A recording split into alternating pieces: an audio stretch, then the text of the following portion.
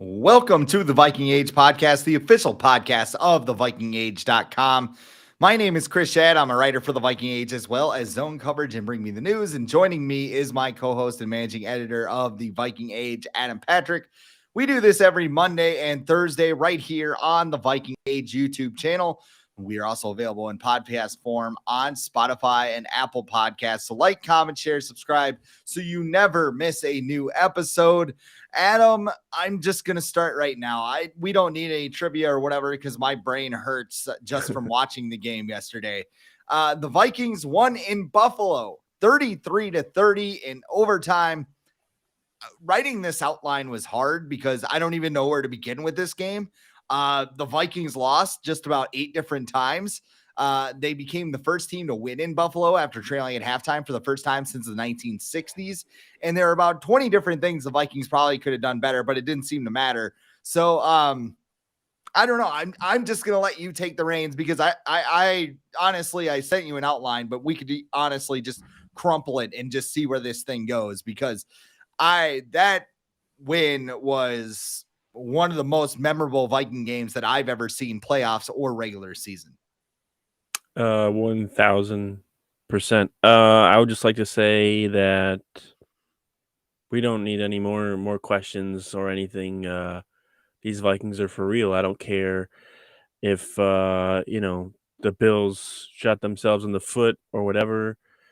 Pretty sure old Vikings teams wouldn't have taken advantage of that, and this team this year took advantage of those mistakes.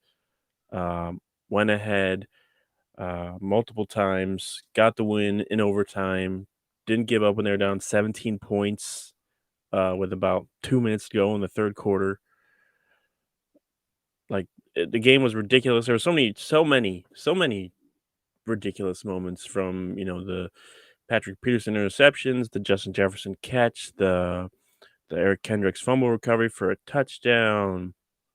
The Gabe Davis catch that wasn't a catch. Greg Joseph missing an extra point. Dalvin Cook's 80-yard run. Like there was just so much that went on. It reminded me of, as far as like just how much stuff was packed into such a short amount of time. It reminded me of that, like I think it was 2013, the Ravens and Vikings in the snow game when they scored like 24 points, like the final 2 minutes. The Vikings didn't win that game, and it didn't matter if they won or not. It didn't mean anything because they were terrible. But this game, Josh Allen played. He was kind of questionable throughout the week with an elbow injury. It looked fine. The Bills were fine. He was chucking it all over the field. The pass rush was there for the Bills. Stephon Diggs was making plays. They were running the ball well. Like they weren't like a shell of their team. They were the Bills. They were the Super Bowl favorite, and the Vikings went into their building and beat them. It doesn't matter how they beat them. Doesn't matter how close the score was, how many mistakes how many mistakes either team made. At the end of the day, the Vikings had more points than the Bills. They got the win, and the Bills got the loss. This is in college football where you get like some points for how many points you beat or how you did it. The Vikings won. They are 8-1, and they made a big gigantic statement. And I've seen people still like moving the goalposts and saying, "Well, they keep winning these close games." It's like that's what they do. This is what they do. Okay, this is how they win. It does, they make mistakes. They get behind, but they don't give up. Like they could have easily given up when Kirk Cousins didn't get in on the quarterback sneak. Just like Josh Allen got a couple yards, kneel the ball, but they didn't. The defensive players went in there and were like, "We're gonna make a play. We're gonna, whether it's a safety or a fumble recovery, we're gonna make a play." And I don't think they do that the last couple of years. This team is different. They believe in themselves.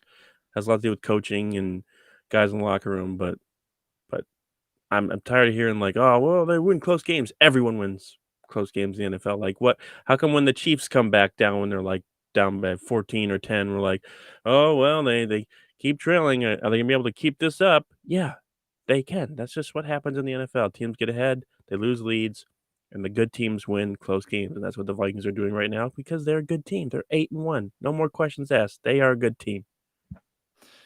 My favorite thing in the lead up to this game was Josh Allen's practice on Friday. That video that surfaced of When he him ran like on away. the field.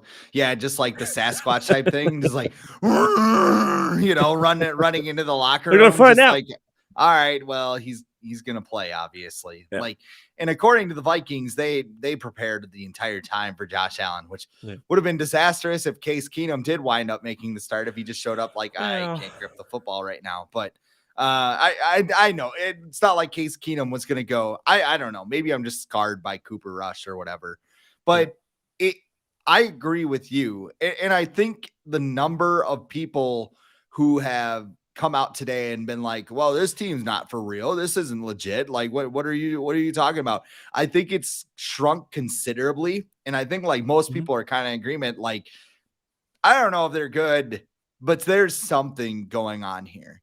And like you look at the teams that we've seen like since our birth. So you were born in 87. I was born in 86. Totally dating ourselves here on the podcast tonight. But Literally. like since we were born, like there's what I think 4 teams that have been like, whoa. And it's 1987. It's 1998, it's 2009, and it's 2017. And each of those teams had a defining characteristic. 1987, they were all fresh because of the players' strike, basically. Like they were a good team. They were not seeded where they should have been because they made a late charge to the playoffs, and they probably would have been a top seed in the NFL that year had they played the entire season. 1998, nuclear warhead, Randy Moss offense. And they were just able to outscore people. 2009, they brought in Brett Favre. 2017, you had the defense and basically the heavens parting for them to walk to a Super Bowl in their own backyard. And we know how those all ended. I mean, that's what, I talk to angry Packer fans all the time. And they're just like, well, when they miss a last second kick, you're going to know. It's like, I know what's going to happen. It's like, what is the fun of just sitting here? I saw somebody comment today like, well, if the Vikings don't win the Super Bowl, then it's just as meaningful as a Week 7 2005 game, which I looked it up. They beat the Packers, so it's pretty much meaningful. And that was the last game that Dante Culpepper played before his knee exploded. So that is actually a pretty legit game in Vikings history. Thank you very much. But I mean, people who say that are just, the miracle doesn't mean anything because they lost 38-7 last week. You want to tell me it didn't? Because somebody's probably got a video of you jumping up and down and screaming and going, oh my God, when Stephon Diggs scored that touchdown. The defining characteristic of this team might just be that they have a John Cena level of resiliency. They never give up. And you put it perfectly, like kind of looking back at this game. And I know you told us not to do this last week, but I think back to the last 2 years. If you go back towards the beginning of the Mike Zimmer regime, they maybe pull off a comeback like this. But I mean, like even in 2017, they never had a comeback like this. Where you were just like, whoa, they were in control of games from the jump. Their defense sat on them, and that's how they won games. This is a game where they were down 17 points, and the Bills looked like they were going to run away with this thing. When they were up 17 points, it's just like, should I flip on red zone? I don't know. I have to cover this stuff. Like, I don't know what to do right now. And Dalvin Cook takes it to the house. And even still, you're just like, all right, furious rally, whatever. And you didn't feel like the Vikings were going to win this game until they're on top of the freaking goal line. Or I don't know, Justin Jefferson pulling the greatest catch I've ever seen out of thin air. Like this team, especially in that moment on the goal line, they're just like, no, screw you. We're winning this game. If they get stopped on the 20 or something, like Josh Allen just takes a knee and he goes, okay, whatever. The Vikings still fought well enough to get down to that goal line, make the Bills sweat that they had to sneak it out instead of just dropping back 2 yards and taking a knee. Like they had to do it. And to their credit, they lit up the center. They couldn't get the snap exchange and they recovered the fumble. I mean, think about how nasty those piles are where they're just like, no, F you, we're getting this football. We're going to win this game. Like that is it. And I mean, in the last 2 years, it was woe is us. Well, all these things are happening, all these injuries. Mike Zimmer wrote a freaking PowerPoint about all the things that went wrong. Kevin O'Connell, like this team is just like Kevin O'Connell's on the sideline. This freaking stadium could be on fire. And I want to say the other F word so bad. Like that's how crazy it is. Like, screw it. I'll say the fucking stadium could be on fire. And Kevin O'Connell be like, fuck this. We're just winning this game anyway. I don't give a shit. Like, just hurry up before it gets to us. Yeah. Hurry up. It's just like, yeah. I mean, that is this team's defining quality, is that they do not give up. And it showed on Sunday afternoon. And still there are people, the Vikings are 2-point underdogs against Dallas on Sunday. Yeah. Dallas, who got burned by Christian Watson, who now is the greatest receiver of all time, according to Packer Nation. But, not in week 1. What I think that point spread has a lot to do with like the closeness of the Vikings games, because I don't necessarily think it means that Vegas thinks the Cowboys are going to win. I just think they're kind of trying to save face, because all these Vikings games have been close, like every week since like the Lions game have been close games. But yeah, like this team, it's got those feelings of the 2017 team where you're like, this team feels like it's destined to do something, especially after the Minneapolis Miracle. And like, I know there's a lot of time left, a lot can happen. There's still what they still have 8 games to go. So like, that whole 17 game schedule thing is just the worst. I had to do that on my podcast too, where I was like, 9 + 8. So they still got to play, and they still got some tough matchups. They still got to play the Cowboys. They get to play a lot of them at home, so that's at least good. Except for Greg Joseph. They get to play, the Cowboys. They got to play the Jets. Don't sleep on the Patriots. The Giants are pretty good this year. I don't know about the Colts yet. I thought they were gonna be a easy team to beat, but now that they won yesterday, they beat the Raiders, but still, like, they could be frisky. Lions are always Saturday ain't scared, bro. The Lions, you never know with the Lions. The Bears, Justin Fields is just running everywhere. They're still losing. And the Packers figured out how to win yesterday, but I don't know. They can win every game for the rest of the season, or they could, lose a few here and there. But they're going to make the playoffs. They're going to definitely win the division. So they're going to get at least one home playoff game. And it's just fun. Like, I think what makes me okay if they don't even make the Super Bowl this year is we didn't expect them to be like this year. We didn't expect them to. Okay, maybe they sneak in the playoffs, because they didn't. They kept all these guys from the last 2 years, and they're like, we're fine. We're gonna do it. We got a new coaching staff. We think you guys got talent, and we're gonna use it. And you know what? They were right. I'll happily admit that I was wrong, and that this was not a good idea to roll with the most of the players that you missed the playoffs with the last 2 years. They had confidence in the guys that they have in that locker room, and it's working pretty well.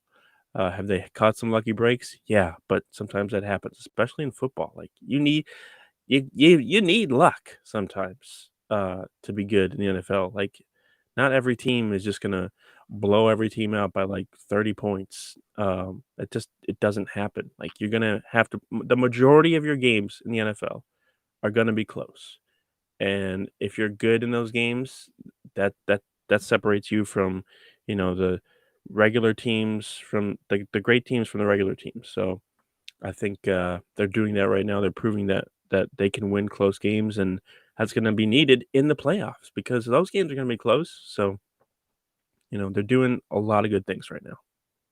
The only thing that, the only team that would dominate every game, like, by an insane amount of points is like, what was it? The 98 I can't Vikings. remember the years.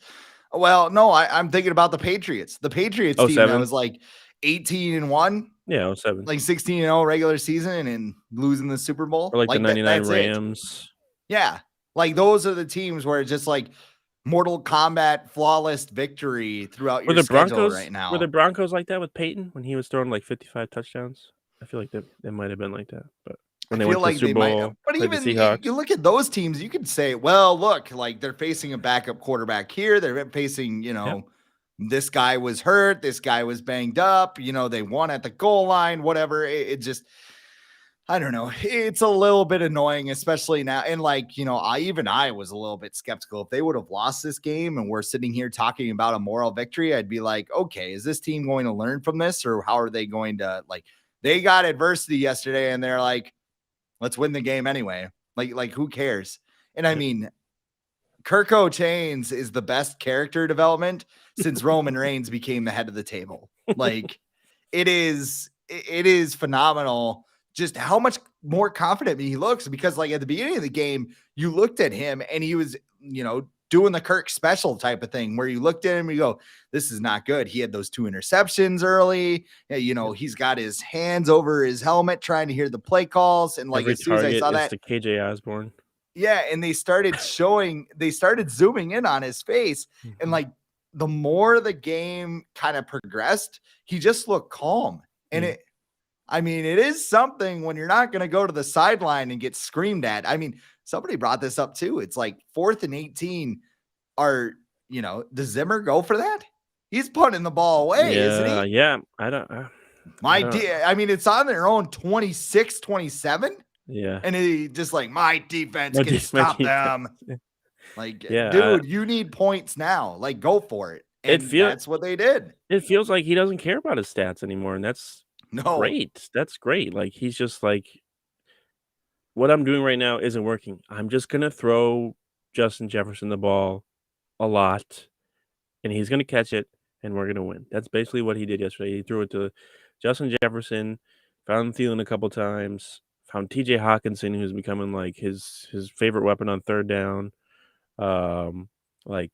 He's just I don't care. I don't care if I get more interceptions or whatever. I'm throwing Jefferson the ball. We're going to win this game, and that's what they did. And that's a pretty good formula to win games. Just give Justin Jefferson the ball. Yeah, and it was a good idea on that play because he came down with one of the most insane catches I've ever seen. Crazy. Kirk Cousins just says frick it and lets it fly. Another throw by Kirk, by the way, in overtime when he's getting drilled by Ed Oliver and just kind of, you could see him just kind of go, but he didn't even look. It. Yeah, it was a no look pass. And, Cousins throwing that, Justin Jefferson leaping into the air, wrestling it away from Cam Lewis with one hand, by the way, and then somehow maintaining contact with the ground. And I'm watching it, trying to figure out, maybe Lewis had his hands on there to make sure, not that he was trying to do that, but just kept it against his hand. And then Jefferson just kind of spun it back into his own body. I remember seeing that catch live and just looking where did the ball go? And I'm oh my God. You could see the sideline jumping up and down and going crazy too, because that, plays like that, those are plays that can give your team confidence as well and go, we're not losing this game. Is that the best catch you've ever seen? Or if it's not, what do you think is? It's up there. I always feel like it's hard to just have one definitive catch because so many guys just make ridiculous catches every week now. So it's hard to be this catch is like the DeAndre Hopkins catch a couple weeks ago. That was ridiculous too. But this catch based on the scenario and everything, it had the stakes, it was insane. It's one of the best. Yeah, it is one of the best catches I've ever seen. I could also say the Greg Lewis catch was one of the best, in the back of the end zone, those toe drag swag catches, a lot of Chris Carter catches. You have a lot of Randy Moss catches against the, Cowboys, the Saints. You had that one, I think that one-hander against the Steelers that has that famous picture. You had a one-hander against Charles Woodson. There's so many good catches that we're spoiled as Vikings fans seeing all these good receivers, not good, great receivers. But yeah, that's a ridiculous catch. People keep saying it's better than an Odell catch, and I'm just I think they're both just as good. It's really hard for me to be this one's better, this one isn't. They're all really good. They're all very impressive. I believe that the degree of difficulty on Jefferson's catch was much higher because he had someone actually trying to rip the ball out of his hands as he was trying to get it. And yeah, it was 4th and 18 or 17, and the stakes were incredibly high, and he just went up and got it, and with one hand, and was like, "No, this is my ball. You're not getting it. This is mine." I even what the one of my favorite catches is the Percy Harvin catch in his rookie year playing the Packers. He catches the ball, and two Packers, I believe, ran to each other after he hit it, and he ran for a touchdown. So there's a lot of catches. This one's one of the best, and I don't really have a one. I have like one A, B, C, D, E, F, G, or whatever, because like I feel like a lot of them are very similar. Like if we were like dunk contest judges and we had like the little Yeah, cards or whatever, we'd both be we have holding up 50. tens We for have both. 50. Yeah. Yeah, They'd be perfect 50s. And we'd be like, all right, you got something better for us. They're both in the same tier. yeah. From a Viking standpoint, two of mine came from the same day. Adam Thielen's catch late in the Minneapolis Miracle game. I think he broke his back on that catch. He catch it Was like that the one? on Lattimore, like he caught it like Yeah, around his back. and I think that set up the Forbath field goal. Again, that day is a little fuzzy for me for multiple reasons, but him going back, having his hands up above his head and coming down with it and landing on his back. That's one I remember. Obviously the Minneapolis Miracle one where Diggs has to go up and catch the ball as he's presumably thinking he's just going to get completely wrecked by Marcus Williams, but he missed, and he was like, there's nobody behind me. And then the Randy Moss screen pass against Dallas on Thanksgiving in his rookie year, that was incredible. But I mean, it wasn't like the catch that was I was gonna incredible. say, is that it was more of a the run. play? Yeah. Yeah, And then I also have the one against New Orleans where it's a screen and he just yeah. goes. But I mean, as far as an actual catch goes, I guess I'm listing plays here. I That I'm think kind of thinking I of, think of the Thielen catch against the Bears on a Monday night. I think it might have been 2 years ago during the COVID year where he caught it with one hand and he like spun it with one Oh hand. yeah, You remember that one? yeah. I That was a really good remember that catch. one too. Yeah, He had one against Dallas that year as well. yeah. Here's an interesting stat too about how good Justin Jefferson was yesterday. He was responsible for 9 receptions with a sub 50% completion probability, according to Next Gen Stats. He had 10 catches in the game for 190 yards and a touchdown. The next closest receiver in that metric had 6 catches with 50% completion probability or less. So Justin Jefferson is good at football. I don't think I needed to tell you that. He wasn't supposed to catch half of those passes. Exactly, according to Next Gen Stats, which is now those computers are probably like smoking. The other topic that I have on here is reviewable plays because it was not a great day for the officials yesterday. Again, hard job. I could never do it. I tried doing a powder puff referee game once, and like my mom always likes to bring it up. Like, you started calling penalties against the seniors. Well, if the seniors had told me I wasn't supposed to call it down the middle, I wouldn't have called it down the middle. But it was a false start, okay? Jeez. Actually, I think it was a late hit that I threw it on. And it was like, I was just like, oh, that's a late hit. And whatever. I don't talk to any of those anymore. So yeah, taunting something. Roughing the border. I don't illegal know. touching. Not a great day for the officials, though. Like I said, the Vikings may have gotten away with recovering a Devin Singletary fumble. That was pretty close, and there was no evidence, and they called it a fumble on the field, which point Vikings. But Gabriel Davis also on the final drive of regulation did not catch a pass that was not reviewed in the final 2 minutes. And I hate when the NFL does this. They come out like the next day and they're like, oh gosh, we should have stopped the play there. Why didn't you then? Are you not the Department of Officiating? That's why do you not have a headset? Like, how does that work? Do you have like a button and like the ref just didn't hear the button? Or like, do you have a headset on and like, man, in hindsight, I really should have stopped that play. And, all I had to say was, hey, can you stop the game in Buffalo, please? Well, that's why they left it to the people in New York. Like they don't even, the refs on the field don't even make that decision anymore. It's people in New York. You're supposed to like buzz in and be like, was the guy sleeping in New York? Like he needed a bathroom break. There were so many reviews at the goal line. He's like, oh God, I've been holding this for like 2 hours. If you're sleeping watching this game, then you need a new job. But Yeah, If and I Scott heard Hansen can't take a bathroom break over like 8 hours of red zone, like you should be able to like sit there and like tell people to stop the I game. think I heard an absurd excuse or explanation of the Gabe Davis catch that was like, well, just because it moved in slow motion or whatever didn't mean that it was incomplete. And like I'm like, but it hit the ground. It doesn't slow motion or not. If it hits the ground and you lose control, that's not a catch. But yeah, it was really weird because they're racing up to the line. I'm like, why are they racing? The Vikings can't challenge. Like what? I Right. don't.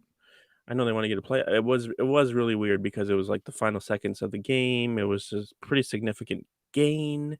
People were like, "Oh, they would have gone got the field goal or whatever." Anyways, I'm like, that was a 20-yard pass, and their kicker almost didn't make the field goal when they kicked it. Like he hooked it right in. It was very close to missing because the winds were pretty strong. But yeah, there was that. There was like the TJ Hawkinson pass interference. There was a couple of those pass interference calls. They were pretty lenient as far as I feel like one-on-one battles or whatever. Like they knew there was going to be some pushing and stuff, and they let that stuff go, which is fine. They were consistent with that. I'll give them that. But yeah, there was a lot of like, what are you watching? But I don't know. And I will say, like everything kind of evened out. Like the Bills got some Right. calls, the Vikings got some calls. I mean, at the end of the day, that's what you want from an officiating crew. You don't want like what we saw in Washington, where the ref Roman Reigns speared somebody Yeah. on a touchdown or whatever it was. It's just like you don't want to see that. You want to No. see call it even like that. That was even officiating yesterday. Bill Evenly Belichick. bad. Yeah, Bill Belichick was asked if what he thought about the plays. Oh yeah, we didn't even mention the Bills had 12 players on the field at one point in Yeah. overtime to stop the Vikings, and they lost 3 yards and wound up having to kick a field goal. So if that had properly been called, the Vikings would have had first and goal from 1. Isn't it someone's Dalvin Cook job to probably count plows in there. Yeah, I think it's one like the a umpire's line job judge to or be something? like, Yeah. yeah, somebody's like 12. Just I don't know. And he's like, It one, was two, a three, long four. game. Maybe he was He's like, tired. 11, 12. All right, they I got mean, I enough know people. Pam That's fine. Oliver was cold, but that's kind of ridiculous.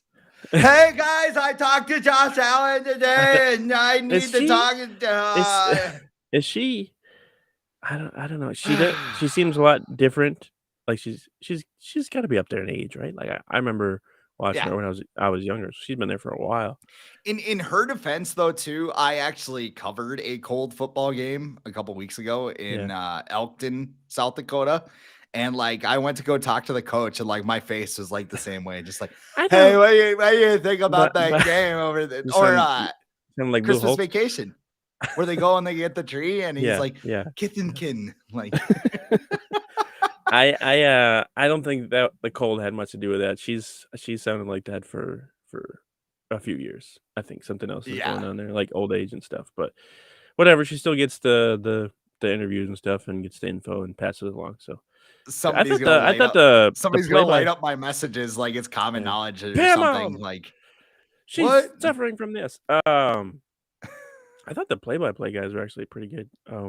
They Joe weren't like Davis is rat. awesome. Yeah, Like honestly, like I think that he should be number 1 for Fox personally, but I also know that he was doing baseball as baseball. well, Yeah. and he's awesome for that as He well. do the World Series? His call on the yes, yep, he took over for Buck. Yeah, I mean his call on the Jefferson catch was pretty good. The catch Oh, of his life. his calls all day were good. Like on the fumble, the Josh Allen fumble, and he's like just like freaking out. Well, speaking of freaking out, Paul Allen and Pete He Burchett. was Oh all of us. They were all oh of my us god. yesterday. Just They're like like, yes, he got a safety. And they're like, wait, what? It's a touchdown. yeah, I mean that play too. It's like watching all the players react and like it's like, okay, we got a safety. Wait, everybody's like going like this. Yeah. Wait, it's in the end zone. And Eric Kendricks, he just like he dove in. He didn't even I don't even know if he was trying to get the ball, but he just dove in there immediately, and then he was just like, oh, the ball's here. I'm gonna recover it. That whole play, like I'll never forget that play. That was I just have goosebumps thinking about it. it's literally never happened in the NFL. There's No, never been like people keep referencing like the Herm Edwards Miracle at the Meadowlands whatever play, but that wasn't on the goal line. no. Herb That still play had to run it yesterday in. has never happened before. No one has ever forced a fumble on the goal line to go ahead in the fourth quarter and recovered it for a touchdown. That has never happened in the history of the NFL, and it was insane. Um, I it was crazy. But yeah, officiating was not good. Yeah, but wasn't good Last on thing both about the sides, like you said. reviewable. Yeah, last thing about the reviewable plays I wanted to ask you. Bill Belichick said he thinks that coaches should be able to challenge in the final 2 minutes if they have Mhm. challenges remaining. What do you think? Yes. Yeah. I don't know why they don't. Like, why is it 2 minutes is special or whatever? Like, I wonder if it's like some kind of MLB pace of play thing where it's just like the 2 they minutes of don't a want to football game stop are the game, always make the much final 2 minutes. they're always much longer than 2 minutes anyways, and those plays in the 2 minutes are the ones you wanna get right the most. So, like, that Gabe Yes. Davis play, Kevin O'Connell would have been able to challenge that, and he would have been able to get it overturned, and then we wouldn't be here, like, I don't think the refs realize that, like, having a challenge in the last 2 minutes would benefit them because they would receive, less criticism. They're still gonna be criticized because the refs, that's just part of their job, Right. but they would receive less criticism because they would be able to, go to the video and make up for their mistakes. But yeah, definitely. I don't it's so weird like that they're like, "Nope, 2 minutes. It's our turn. You don't make the decisions here. 2 minutes.